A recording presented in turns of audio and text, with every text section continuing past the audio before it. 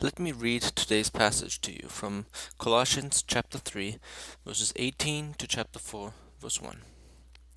Wives, submit to your husbands. And here the bomb goes off in our society today. Wives, submit to your husband. How offensive of a statement. I don't think it can get any worse than this in today's society. So it says, Wives, submit to your husbands as it is fitting in the Lord. Husbands, love your wives. Do not be harsh with them. Children, obey your parents in everything, for this pleases the Lord. Fathers, do not provoke your children, lest they become discouraged. Bondservants, obey in everything those who are your earthly masters, not by way of eye service as people pleasers, but with sincerity of heart, fearing the Lord.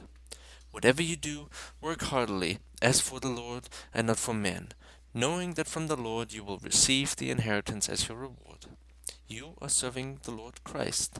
For the wrongdoer will be paid back for the wrong he has done. And there is no partiality. Masters, treat your bondservants justly and fairly, knowing that you also have a master in heaven. Now, the heading for this passage is Rules for Christian Households. Once again, I think this is a very bad heading. It should be called Rules for Christian Households in the Greco-Roman context, because that is the context Paul is speaking into. And if we simply take this for today's society, we're going to end up with a mess starting in the first sentence where it says, Wives, submit to your husbands. And we're going to throw the thing out because it seems so strange. But if we look at the general thought flow of the letter, Paul, as so often in his letters, he establishes the foundation. Then, in this case, in the Church of Colossae, he deals with the false teaching. Then he gives us practical ways of not going astray. He shows us Christian behavior, the what-nots and the what-oughts. And finally, this behavior should look like in everyday life applied to the family, because that is what we all live in families. We all came out of families and living either in physical families, our biological families, or in our church family life. But there are issues that people have with this passage and passages that are alike, and there's two other ones, one in the book of Ephesians and one in one of Peter's letters. The problem is that the relationship between wives and husband is often in close contact with children to parents and slaves to masters. Now that doesn't sound very promising. And then, of course, the dynamite statement, wives, submit to your husbands.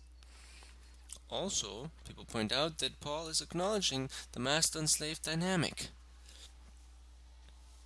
And, of course, the common critique that this passage is archaic. It's all about male-dominated households and ways of living, and so it has no bearing on today's society, they will say. But similar critiques have long been said of, for example, the laws in Deuteronomy. There is, for example, the law in chapter 21, verse 15 and following, and it is about the rebellious child that is to be brought before the council. And this council is then to decide whether the child was to be stoned or not. And this sounds very cruel, doesn't it? But if we know the context, we know that before this law was introduced, children were the property of their parents. Parents could do with their children whatever they wanted. But now, in such a society, God, through Moses, gives those laws that say, no, parents, you cannot just kill your child when you'd like. You have to bring this child before the council, and the council will decide if whatever charge you're laying against the child is warranted or not. So in the same sense, we must look at this passage knowing the historical backdrop so that we can decide if these codes for the household are really still applicable to us today or not.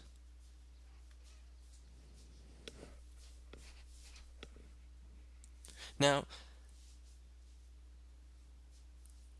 the household in the Greco-Roman context was to be a microcosm of the state. It was designed to reflect the hierarchical structure of society, of the gods, and ultimately of the universe. To a Roman person, the family determined his social standing, his personal worth. so that if a family was going haywire, that person would lose, or that man would lose his status in society, or at least would be degraded. And if his family was going well, that means he would gain more status inside a society. So order in the family was very important at that time. So we'll look at the different members of the family. First, the man. Now, for example, the first century philosophers Philo and Josephus argued that a man's authority over his household was critical to the success of society. If it wasn't the father, then the oldest male in the house had absolute authority over the family. In this society, men had full authority over their wives, singular, one wife, children, and the slaves. Now they could go as far, but there is no recorded instance of this, that a man could kill their family members if they had good reasons to do so. They had full authority to do these things. But the Greco-Roman household codes required nothing of the head of the household regarding the fair treatment of those subordinates. He was allowed to do as he pleases as long as he maintains order in his family and therefore maintains his status in society. That's all he was interested in. But nobody was saying you have to treat your wife a certain way, or you have to treat your children or your slaves a certain way. It was completely up to that person. The woman in that society had no say in marriage. Often she was married off at a young age, and was married or betrothed between 12 or 15 years of age, or even as young as 11. Now imagine, you have a young child, and you have to marry off at the age of 11, 12, or 13. It seems so unthinkable today. But this is the world that Paul is speaking into. Women did not even have their own names, but often the middle name of the father was then feminized. For example, Julius Caesar, Julius was turned into Julia in his case. It was the first name. Or this guy called Tertullius, that name was often turned into Tertulia, for then the wife.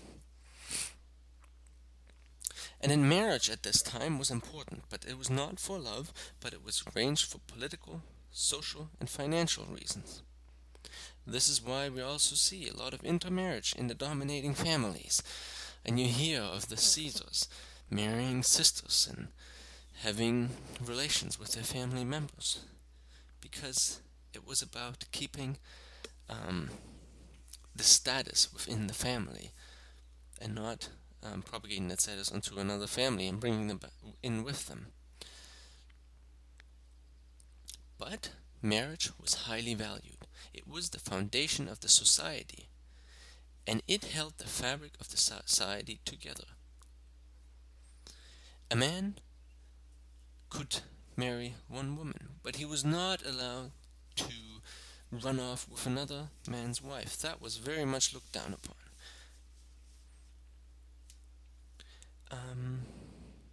Also, when it comes to divorce, there was no reason for a divorce.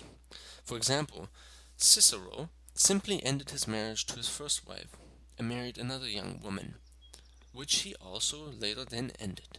In neither case, a reason for the divorce was given. It just happened. He didn't want the older woman, he wanted the younger one. Now to the children. The father, of course, was the head of the home, not just of his own family, but of multi-generations in his family. And he determined, so if your grandpa was still alive, or if your father was still alive, your child would be under the authority of your dad. Until your grandpa or your father died, whoever is up in the line above you, then the next male would rise up to take that authority from him. But in any case, that head of the household was the one who determined whether a particular child would live or would not be allowed to live. And this was particularly the reason with girls, because when you have a girl and you marry of that girl, you would have to provide a dowry, and that could be a quite sizable gift. The dowry was a gift that was handed over to the husband's family when the girl was married off to the man. So this father could reject any child after birth, and most times it would be left at the roadside. The mother, but more often the slaves or the wet nurses and tutors, educated the young children. And often the children formed relationships with those tutors, wet nurses, and slaves instead of their parents, so that they had little emotional attachment to their parents. And finally, in this Greco-Roman family, the context or the issue of sexuality. The man was free to do as he pleases. He was not allowed to do as he pleases with another's wife, or a woman who was considered marriageable, but when a woman was considered not to be marriageable, maybe she had no status, or she didn't look good, or whatever the reason may be, he was allowed to do with her however he pleased. And so also with his slaves, because in his household were not just male slaves, but also female slaves. All he needed to do was to get away with it. That was really the only.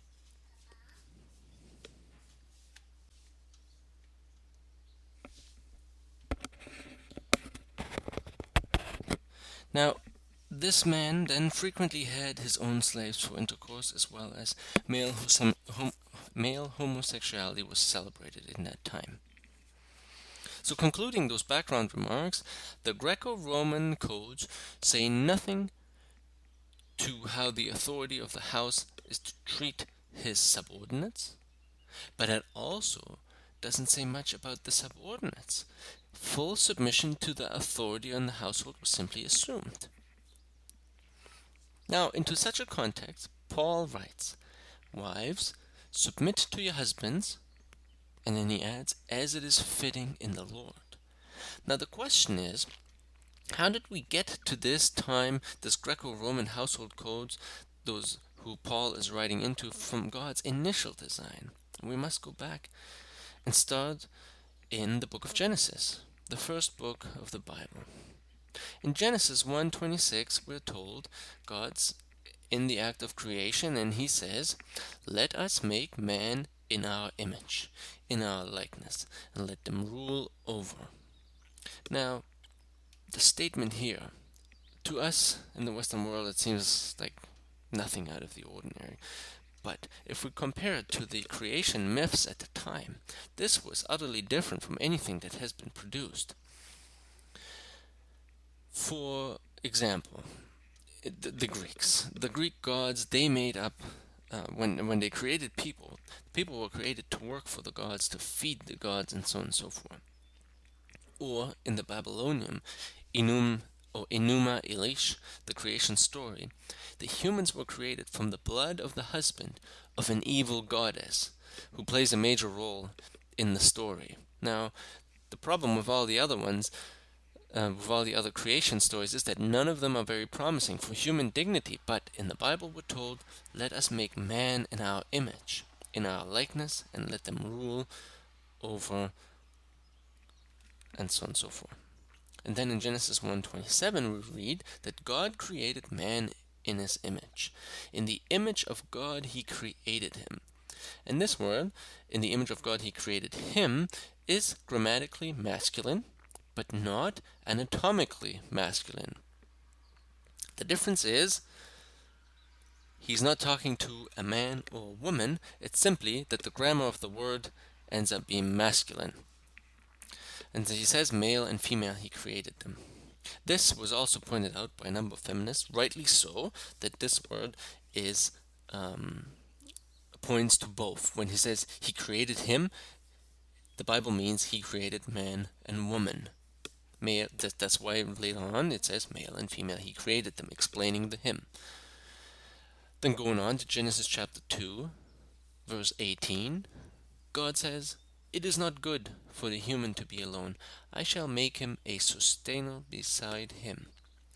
This commonly is translated as, "I shall make him a helper," or the King James Version says, "a helpmeet beside him." A commentary I was reading by a Jewish person called Robert Alter. He says the Hebrew word used here for sustainer, which is ezer kenegdo, which is translated in the King James Version as help meet, is notoriously difficult to translate. The second term means alongside him, opposite him, a counterpart to him. But help is too weak because it suggests a merely auxiliary function, whereas ezer, elsewhere in the Old Testament, connotates active intervention on behalf of someone, especially in military context, as often in the Psalms. And what are these passages he's talking about where this word is used in the Psalms? You can look at Psalm 33, verse 20. For the Lord, He is our help and our shield. Or Psalm 70, verse 5. To me, O God, you are my help and my deliverer. Now we can see from those words that God's design for the woman to be that same help that David is talking about in these two Psalms was not that simply the woman was playing the mate for the man, but she was active. And it would be very arrogant of David to call God into his Psalms just to be his help, the one that he calls up when he needs it. No, God was actively there the whole time. And most of the time, he was doing the things for David, and David was doing very little, but God took charge and control. Now, man and woman then was designed to rule together. So when the mob of angry feminists comes and complains about religion being sexist and that God is always depicted in male terms, we simply gently guide them back to the beginning in which God says, Genesis 1:27, and God created man in his image. In the image of God he created him, and that image is comprised of male and female he created him. So that both the man and the woman reflect part of that image, and together they reflect God's image more fully than apart. But of course, the design for manhood and womanhood was disfigured after the fall, when Adam and Eve decided that they wanted to play God themselves. In Genesis 3:16, God says, after they had just eaten from the fruit they were not allowed to eat, I will terribly sharpen your birth pangs. In pain shall you bear children, and for your man shall be your longing, and he shall rule over you.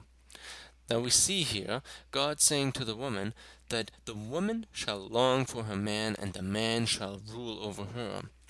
We should note that it's not saying the man should and the woman should, but the woman shall, so that it wasn't a command that God gave or the design he made. He simply said, this is the way it will be because of what you have done. So in conclusion, it is not God's design that the woman should be inferior to the man, as it is often the case today. Both were created to reflect something divine about God. Both created differently, though. But we see, for example, just to bring the womanhood back to where it used to be, not to be second fiddle to the man, but to be a perfect complementary part, if we want to use that word, not in the connotation that it's usually used when they describe the difference between man and woman in the church, but rather to just say they have different functions, they are made differently. We see Eve being the first theologian. After she just given birth to her first son, she says, I have got a man with the help of the Lord. It's interesting, isn't it? I've got a man with the help of the Lord. Think about that. Adam standing behind her thinking, didn't I play a part in this too? But Eve recognizes that it wasn't Adam, only Adam, that provided the son or the child for her. God had a big part to play in that. Or go to the time of the judges in the Old Testament. There was Deborah, who was a judge over Israel. And then, of course, the resurrection of Jesus. He first appeared to the woman, making them the first witnesses and proclaimers of the resurrection. Or the woman at the well. She was, if not the first and one of the first evangelists, commissioned by Jesus to go out and proclaim the good news of the Messiah. Or let's take a look at Mary. I was reading N.T. Wright, and he pointed out that Mary, as we're told in Luke 10, verses 38 to 42, Mary was sitting at the feet of Jesus. And he comments that sitting at the feet of Jesus is like Paul, who was sitting at the feet of Gamaliel. Paul was sitting at the feet of Gamaliel, taking the position of a student, of course to become a teacher himself. And when Mary assumes that same position, that of a student, she, potentially, to become herself a teacher, Jesus did not disapprove of what she was doing, but in fact he rebuked Martha, who was saying to him, "What's that lady doing? She should be helping me to serve you." But Jesus said she has chosen the better thing to do. But the real issue then is with the word submission.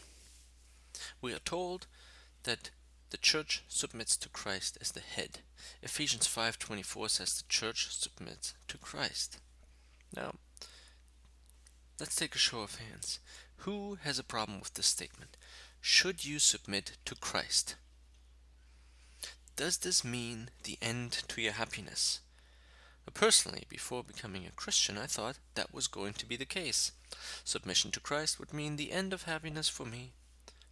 But as I soon found out, I was wrong. Though it does feel like losing at times, submission of Christ always leads to joy. Now, here's a secret. I was listening to, I can't remember his name. He talks a lot on marriage. Anyways, he was saying that God cares, he was saying, right, God cares very little about what we call happiness. He cares about your holiness. And in the context of marriage, this is what he was speaking into, that marriage is not for you to be happy, but it is for God to make you holy. So we submit to Christ as the church. Also, we read that Jesus submitted to the Father.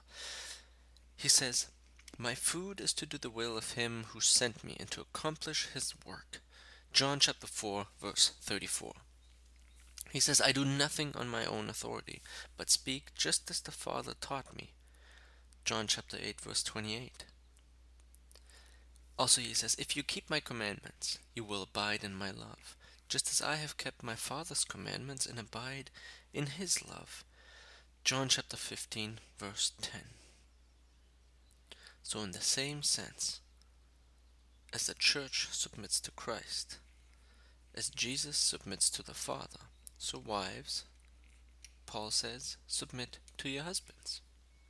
Not becoming the doormat, because Jesus never said or never displayed any signs that he was God's doormat. Or the church is nowhere to be called to be the doormat of Christ, but it is Christ, the ones that the church is submitting to, who is making his church holy, without blemish. And then for husbands, Paul says, "Husbands, love your wives. Do not make them bitter." And the idea here is the bitterness in the stomach. Do not provoke them in the sense that you get this cringing feeling in the stomach. It also says about fathers, do not provoke your children, because provoking your children, of course, ends up in discouragement of the child. And we all know a discouraged child, how it can be affected by that for his whole life. I mean, all you have to do is talk to psychologists. They will tell you, the people that come in, "Oh, my father did this to me," or "My father didn't do that to me. My father said this, my father didn't say that." He discouraged them, and they carry those wounds with them for the rest of their lives sometimes. Or, if they do leave those things behind, it takes an enormous amount of time and energy. Paul also says, "Children, obey your parents." Now usually when I read this passage I think about only the little ones, but yet we're all children with parents. Though some of us may have become orphaned. This is also strange to think this way because the term is so commonly associated with young children, but at one point or another, we all will become orphans. That is, of course, if you don't outlive your parents, or if your parents don't outlive you, I mean. With that, if we turn to Exodus, chapter 20, verse 12, that is in the Ten Commandments, it says, "Honor your father and your mother, so that your days may be long on the soil that the Lord your God has given you." You see, God says your parents, your father and your mother, you are to honor. Now, I don't know anywhere else in the Bible where God calls us to honor another person. We're not even called to honor God. We're called to love Him, called to love our neighbors, not called to honor them. Yet, today, there's so many people who will not even talk to their parents anymore, who haven't called them in ages because of some wound that happened in the past. Now, if that is you, if you have such a wound, God is not calling you just to forget about this, but He is calling you to honor your parents, whatever that may look like. And I think talking to them may be the first step. Then he goes on and talks about bondservants, obey your masters. Now, if you take the word bondservants as slave, or the word bondservant, which is also sometimes translated as slave, to be a negative word, then it is written that Epaphras, in the same passage there, is a fellow slave. Of course, that's implying Paul's status as a slave too. So if we use the word negatively, then Paul is identifying with the slave. Of course, you can use the word positively, a bondservant, the one who willingly went into slavery to pay off a debt or something like that. And then it says, "Masters, treat your slaves justly and fairly." And the master and bondservant dynamic is very much like today our employer and our employee relationships. So then, let us take a look back and see what Paul acknowledged about the old Greco-Roman household codes. He acknowledges the sex, male and female. Now, I'm using the word sex, not gender, because the difference is sex is either male or female. The gender, of course, is either masculine or feminine. Sex depends on anatomy, that is human biology. Gender depends on socio-cultural differences. And this, of course, getting rid of the word sex and instead using the word gender, was the first step of getting rid of biological differences between men and women altogether. But some may say, there are children who are born with both or neither male or female parts, and I've watched this on a short BBC documentary in Africa, about children in Africa, and some of them were born with these birth defects. So that the authors concluded that because there are children born with neither fully male or fully female parts, that the difference between men and women, or such a division of man and woman, these categories don't exist because there are people born who do not fall into these divisions. Of course, that would be like saying if a person is born colorblind, colors don't exist. We would never go that way. With such a person, we would say, no, you're simply colorblind. It's not your fault that you're that way, but that's the way it is. So neither should we do the thing with male and female. So Paul acknowledges the two sexes. Secondly, Paul acknowledges God's design for marriage. Genesis 2:23 we read, "This one at last, bone of my bones and flesh of my flesh, this one shall be called woman, for from man was this one taken. Therefore does a man leave his father and mother and cling to his wife, and they become one flesh." In the same way, Jesus, when asked about divorce by the religious authorities, of course, remember, those were the ones who had memorized great passages of the Old Testament. So he says in Matthew chapter 19, verses 3 to 12, "Haven't you read," as if Jesus is saying, "did you get as far as Genesis 2? That he who created them from the beginning made them male and female? And then he quotes, "Therefore does a man leave his father and mother and cling to his wife, and they become one flesh." But then is Jesus picking favorites then? Isn't it unfair? Isn't he excluding a number of people from this design of marriage?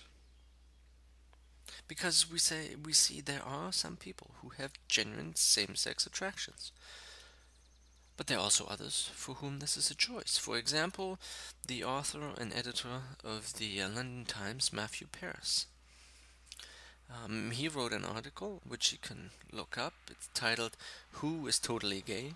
There is no straight answer," in which he argues that some people are born with a choice, some are born with less of a choice, and we all fall in a spectrum somewhere in between. But it's very hard to say that somebody's completely on one side or the other. And the science doesn't add up either, he argues, for one or the other side. So then in Mark chapter 7, verses 14 to 23, we read Jesus saying, "There is nothing outside a person that by going into him can defile him, but the things that come out of a person are what defile him. Do you not see that whatever goes into a person from outside cannot defile him, since it enters not his heart but his stomach and is expelled? What comes out of a person is what defiles him, for from within, out of the heart of man." And here's the kicker, because our culture says if you want to know who you are, you must take a deep look inside of yourself and discover who you really are. But Jesus will have none of this. Jesus says, "Out of the heart of men come evil thoughts, sexual immorality, theft, murder, adultery, coveting, wickedness, deceit, sensuality, envy, slander, pride, foolishness. And all these evil things come from within, and they defile a person." And the word here used for adultery is the Greek word porneia, from which of course we get the word pornography from. Meaning, Jesus is saying anything outside of the realms of marriage is a taboo. That is, not just discriminating same-sex relations, but also heterosexual relations that are not in the confines of marriage. Now, in our culture, of course, we're told that you are your sexuality. It is your identity, and if you cannot have sex, then you're living an unfulfilled life. And on the flip side, if you have all the sex you want, then you will be fulfilled. But this, of course, is bad news, because this means that if you are a person who has all the sex in the world, and you don't feel fulfilled, that means this is as good as it's going to get. And you just need to ask any married man that they have maybe the opportunity to get all that they want, but they will tell you it is not the sex that makes the marriage run. It's far deeper than that.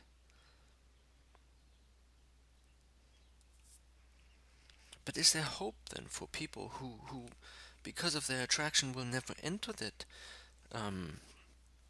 design, if you want to call that, of marriage? Yes, there is. Jesus affirms that we all have broken desires. Nobody is perfectly straight, so to speak. We're all skewed.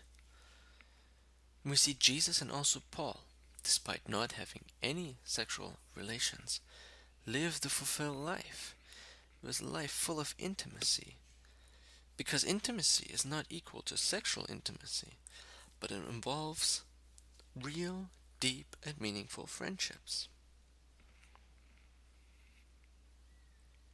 Actually, it was to the Greeks that brotherly love, that is phileo, or the friendship with, between guys or girls, was much more highly valued than sexual friendship or sexual intimacy. So also C.S. Lewis in his books on the Four Loves comments that this was real deep stuff.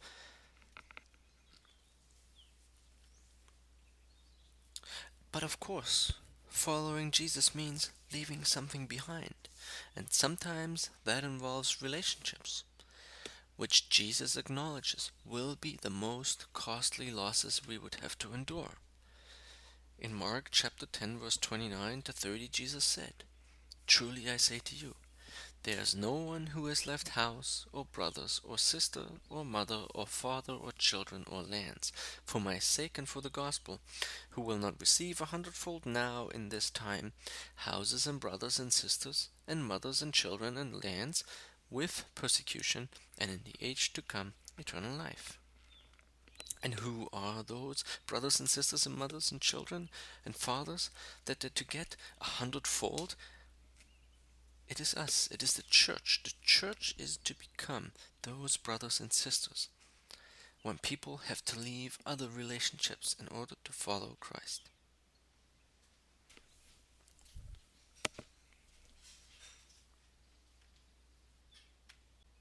And of course, the passage also says, not only in the age to come, but it says, in this time, 100-fold. So is there great hope? Yes, there is hope. Jesus can restore all of our broken desires, not only the ones that we have accepted to be normal within the church, but all of them. And for more on this subject, I would say listen to a guy called Sam Alberry or David Bennett. They both deal with this subject with a lot of grace because they're also personally affected by this subject. Both of them have same-sex attraction. David Bennett, for example, was even a former gay rights activist in Australia, and he's now speaking on the RZIM team and lives a Christian and celibate life. So then Paul acknowledges the two sexes. Secondly, he acknowledges that marriage bond is between a man and a woman. He also acknowledges that children are to grow up with both parents. And I don't need to say much on this, we only need to look around in society. We hear of these children grown up fatherless, in broken homes, in divorced marriages, and how they end up in places they shouldn't. Now, some of them turn out alright, but a lot of them struggle. I would say all of them struggle if you talk to them. So Paul acknowledges that children are to grow up with their parents, and fourthly, he acknowledges the importance of the role of the father in the family, especially when it comes to raising children. Now, two more things to point out about this passage. Paul throws in that little phrase into the immediate context of the master-slave relationship, which again is similar to our employer-employee dynamic. But this equally applies to the wider context of the household codes. And the phrase is this: for the wrongdoer will be paid back for the wrong he has done, and there is no partiality. Paul is bringing to our attention that there will be mistreatment in these relationships. He is acknowledging the dynamic that is happening, but he's saying none of these will be perfect, and you will feel like you're losing out at times. Sometimes less, sometimes more.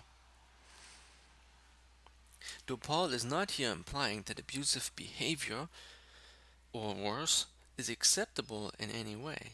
He's simply saying that God sees all that is done to you and all that you do for others, and there is no partiality on how he's going to judge you, whether you are at the top, in the middle, or at the bottom of whatever ladder you put on this.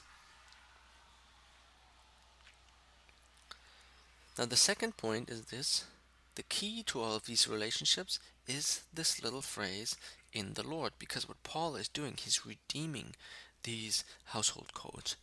He's not telling people to go and revolt, go in the streets, but he's saying, look at them in the right way, and we can redeem those back to what they were intended to.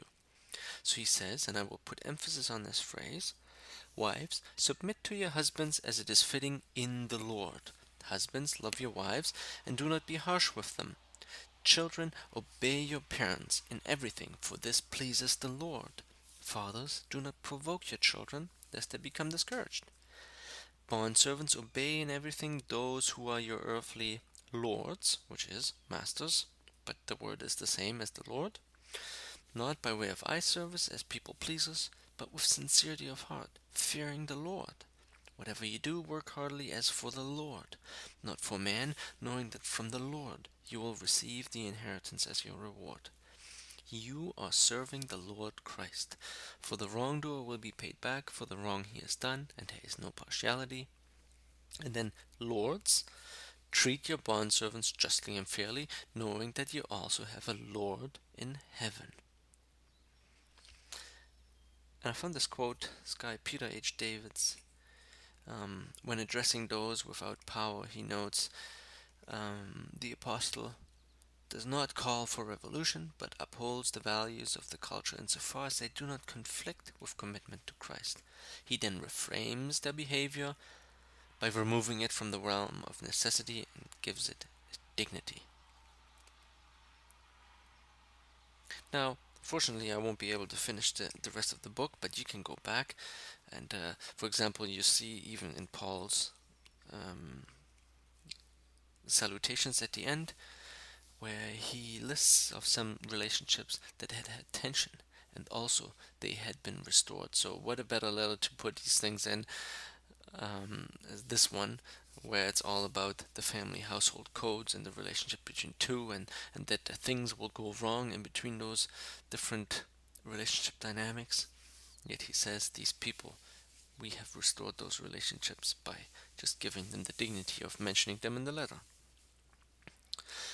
Just a couple of final thoughts now. We must not, when we read these old passages, we must not expect, and actually, if we read any passages, we must not expect to find ourselves agreeing with everything that God asks of us. Because that is the way it is in relationships. You don't get along all the time, but here the thing is, God is the perfect being, we're the imperfect being. We must at least make an effort to understand why God says certain things. Why does He give certain prohibitions? What is He trying to protect? And then when we read this in ancient writings such as the New Testament, we'd be wise to go about it this way.